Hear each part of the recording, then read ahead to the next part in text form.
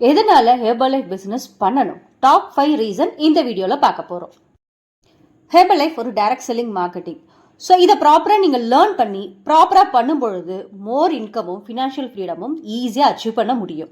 Second reason, இது ஒரு direct selling கம்பெனின்றதுனால டைம் ஃப்ரீடம் இருக்கும். 9 to 6 ஜாப் பண்ண வேண்டிய அவசியம் இல்லை. Number 3, build your own business with low risk. Herbalife நிறைய ஸ்லம்டாக் மில்லியனர்ஸை உருவாக்குன ஒரு மல்டிநேஷனல் கம்பெனி. நாலாவது முக்கியமான ரீசன், ராயல்டி பெனிஃபிட்ஸ். நிறைய கம்பெனியில் இது கிடையாது.